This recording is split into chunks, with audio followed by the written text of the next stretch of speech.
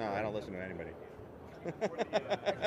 Honestly, I am a musician and a recording engineer, and if it's not, if it's good enough for me, then it's right. I had a bad experience with a Xvez pedal, the super hard on.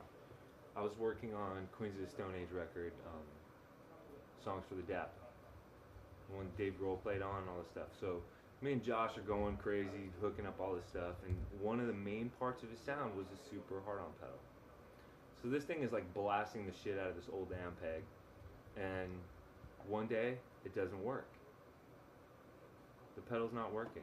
I'm like, okay. So I open it up, and there's a transistor taped on the inside of it, and like as if he knew it was gonna blow.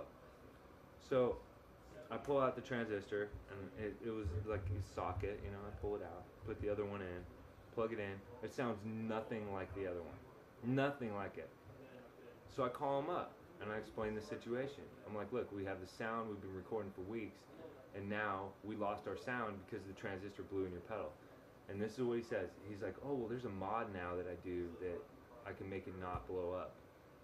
And I was like, well, that's really cool, but the transistor is totally different. And he's like, yeah, they all sound different. When I was starting to make a fuzz factory, I was making a fuzz face for myself. I wanted to make one that I thought maybe it would sound a little different and I could have fun, Having it turn out to be a massive mistake and then twisting it to try to make it work again and ending up with this jumble of knobs, that ended up being a product, and I actually needed a new product. And it was really hard to sell it at first, but it sort of kind of like placed me by being that weird and making something so strange and so hard to use, but you fell in love with it once you learned how to use it. It says it's hard on your amp.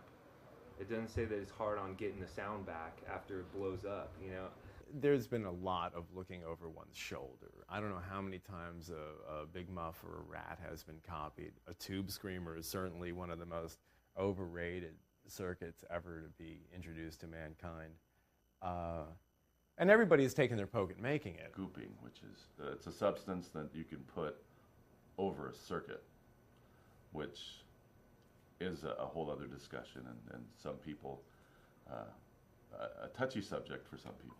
That's like, someone builds you a race engine for your car and then like dumps goo all over it. You're like, what the fuck are you supposed to do with that? It's kind of a double-edged sword. It can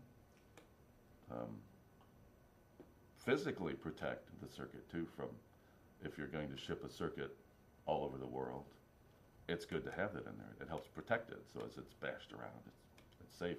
I've moved around a lot of amps, and you know what? I never have like resistors fall off the circuit board. Never. Not once, ever.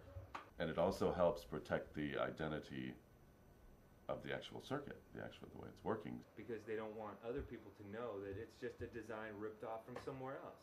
Which is what, half of the pedals out today, all the boutique pedals, are exactly designs of another pedal. Sometimes it's because you truly have something original that you don't want somebody else to copy, and sometimes it can be because you want somebody to think you have something truly original, which